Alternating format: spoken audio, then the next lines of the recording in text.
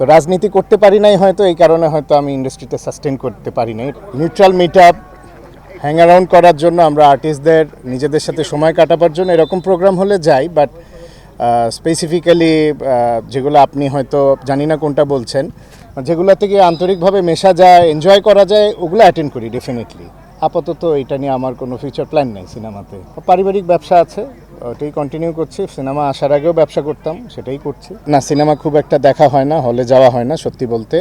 But আমি thanks জানাই এরকম মার্কেটে, এরকম একটা পজিশনে যে প্রডিউসাররা ছবি বানাচ্ছেন, যে ডিরেক্টররা এগিয়ে এসে ছবি বানাচ্ছেন, এটা অনেক দুঃসাহসিক ব্যাপার।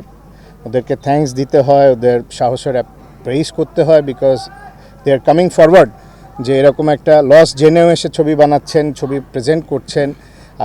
আরও থ্যাঙ্কস দিতে হয় যারা অডিয়েন্সরা গিয়ে ছবি দেখছেন এখনও, যাদের জন্য বানানো হচ্ছে, এটাই তো অনেক। এখন তো হল সংখ্যা নাই। আমি ট্রেন্ড আপ হয়ে এসেছি, অনেক অ্যাসিস্ট্যান্ট ডিরেক্টরের কাজ করেছি, প্রোডাকশানে কাজ করেছি, অ্যাক্টিংয়ের জন্য কাজ করেছি। একটা আর্টিস্টের আসলে স্কিল ডেভেলপ হতে একটু টাইম লাগে। তো আমি যে টাইমে অ্যাকচুয়ালি ডেভেলপ করে একটা ম্যাচুরিটি জায়গায় এসেছি, তখন কিন্তু আমাদের দেশে সিনেমা হল অলমোস্ট বন্ধ হয়ে গেছে। আমি যখন শুরু করেছিলাম তখন 100-150 সিনেমা হল ছিল। ঈদ দেখে রিলিজ হয়নি আমাদের কোনো ছবি, স্পেশালি আমারগুলো নর্মাল টাইমে রিলিজ হতো এবং টাকা উঠিয়ে আনা সম্ভব হতো। কিছু ছবি লস হতো, কিছু ছবি লাভ হতো। আর বেসিক্যালি শিল্পী হতে হলে শৈল্পিক জিনিস শিখে আসতে হয়। আমি তো রাজনীতি শিখে আসি নাই, তো রাজনীতি করতে পারি নাই হয়তো এই কারণে হয়তো আমি ইন্ডাস্ট্রিতে সাস্টেন করতে পারি নাই। এটা আমার পার্সোনাল ওপিনিয়ন অ্যাকচুয়ালি। ডেফিনেটলি অনেক স্যাক্রিফাইস করে কাজ শিখতে হয়েছে, কষ্ট করে কাজ শিখতে হয়েছে। নট অনলি মি, প্রত্যেকটা শিল্পীরই কষ্ট করতে হয় একটা ম্যাচিউর লেভেলে যেতে, পারফরমেন্সের দিক দিয়ে, সব দিক দিয়ে। হ্যাঁ, একটা সময় গেছে আমার জীবনের, একটা প্রমিনেন্ট টাইম আমার চলে গেছে ওখানে। ডেফিনেটলি কাজের টাইম মিস করি, আমার কলিগদের মিস করি স্পেশালি। ওটা একটা ডিফারেন্ট লাইফ। এফডিসি আমাদের মিস করে কিনা এটা রিফ্রেশ করা উচিত অ্যাকচুয়ালি। আমি মনে করি এফডিসিতে কাকে মিস করব, কেউ তো আমাদের মিস করে না। না না না, কষ্টের কিছু না, এটা একটা প্র্যাকটিক্যাল বললাম। অ্যাকচুয়ালি আমরা যাদেরকে দেখে বড় হয়েছি, যাদের সাথে কাজ করেছি, তারা অনেকেই নাই গত হয়ে গেছেন, অনেকে মারা গেছেন, অনেকে প্রফেশন ছেড়ে চলে গেছেন। এখন যারা এফডিসিতে আছেন ওদের সাথে আমাদের কখনো ওঠা বসা ছিল না, বা ওইরকম কানেক্টিভিটি ছিল না।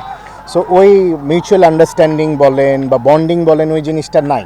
সো তারাও অ্যাকচুয়ালি আমাদের সাথে ওইভাবে কানেক্টেড না, আমরাও বা স্পেশালি আমিও ওইভাবে কানেক্টেড না, এই জন্য একটা গ্যাপ হয়ে গেছে। বাবার পুরনো সিনেমাগুলো দেখা হয় কিনা, আগের সিনেমাগুলো? হ্যাঁ হ্যাঁ, এগুলো তো অবশ্যই, এগুলো তো আমাকে এমনিও দেখতে হয়। আমি আব্বাকে মিস করলেও দেখি, প্লাস আমাকে আগেও দেখতে হয়েছে, ক্যারেক্টার রেফারেন্সের জন্য দেখতে হয় তখনকার মেকিং কেমন ছিল, আর্টিস্টদের পারফরমেন্স কেমন ছিল, স্পেশালি বাবা কীভাবে নায়করাজ হয়েছেন, কী ছিল তার কাজের পরিধি, এগুলো তো আমাকে জানতে হয়, স্টাডি করতে হয়, এই জন্য দেখা হয়। নতুনদের কাজ, ইয়াংদের কাজ দেখা হয় কিনা? ইয়াংদের কাজ যেহেতু আমি রিসেন্ট ছবি দেখছি না, দেখা হচ্ছে না, এই কারণে ইয়াংদের কাজ খুব একটা দেখা হয় না। তবে টেলিভিশনে হলে দেখি, মাঝে মধ্যে অবশ্যই দেখি। মেসেজ থাকবে কিনা কোনো, যেহেতু আপনি কাজ করে এসেছেন, চিত্রনায়ক যারা নতুন কাজ করছেন এই বৈরী পরিবেশে, তাদের জন্য কোনো টিপস থাকবে কিনা? তাদেরকে ডেডিকেটেড হতে হবে। কাজ তো কাজ, যেটা যে কোনো প্রফেশনই হোক, অ্যাক্টিং প্রফেশন হোক, অন্য জব হোল্ডিংয়ে হোক, সবাইকে পরিশ্রম করতে হবে। বাট আনফর্চুনেটলি এনারা এমন একটা সময় এসে পড়েছে যেখানে আমাদের ইন্ডাস্ট্রিতে খুব সীমিত কাজ হচ্ছে, বা কাজগুলো ওইভাবে এক্সপ্লয়েট হচ্ছে না। বাট তবুও তারা চেষ্টা করে যাচ্ছে, তাদের মনে প্রাণের থেকে লেগে আছে।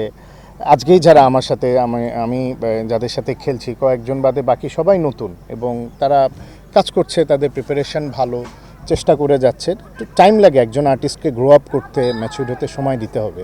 আমরা সবাই তো শিল্পী, কেউ নায়কের ভূমিকায় অ্যাক্টিং করে, কেউ নেগেটিভ রোল করে। তো অ্যাকচুয়ালি রাজনীতিটা ঢুকে গেলে যেটা সবচেয়ে খারাপ হয়, এটা আমার পার্সোনাল পয়েন্ট অফ ভিউ, আমি বলি যে একজন আমরা আরেকজনকে দোষারোপ করতে থাকি, খারাপ বলতে থাকি, এটা আসলে কাম্য না। এন্ড অফ দ্য ডে আমরা তো সবাই কালিগ, একসাথে কাজ করব। তো এই কারণে রাজনীতিটা আসলে হাজারক শিল্পী তো শিল্পী রাজনীতি করবে কেন? না না, ইনভাইট আসে ডেফিনেটলি, বাট আসলে আমি সময় করতে পারি না, আর নিজেরও ইচ্ছা হয় না যেতে। সো ওদের দোষ দিয়ে লাভ নেই, সমস্যা আমি যাই না, আমার কাজে আমি ব্যস্ত থাকি।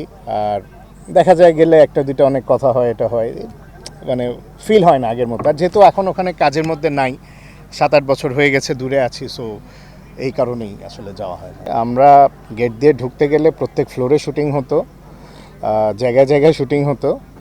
এখন দেখা যাচ্ছে সবাই আউটসোর্সিং করছে বেশি, যেহেতু টেকনিক্যালি আরও অ্যাডভান্স স্টুডিওস হয়ে গেছে, টেকনিক্যাল সাপোর্টগুলো বাইরে পাওয়া যাচ্ছে। তখন তো এফডিসি ছাড়া কোথাও উপায়ও ছিল না। আমরা 35-এর কাজ করেছি যখন নেগেটিভ লাগতো, ডেভেলপ করে ল্যাবে যেতে হতো আমাদের। এখন যেহেতু ডিজিটাইজ ফরম্যাটে চলে আসছে, আমরা বাইরের অ্যাডভান্স স্টুডিওতে কাজ করছি, ভিএফএক্স স্টুডিওগুলো চলে এসছে। এই কারণে এফডিসিতে কাজের পরিবেশ আগের মতো নেই, কাজও কমে গেছে, প্লাস ফ্লোরগুলো ভেঙে নতুন বিল্ডিং করা হচ্ছে, আমি শুনেছি, আমি দেখি নাই। সো আমার মনে হয় দিজ আর দ্য রিজনস, মানে এই একটা কারণ হতে পারে।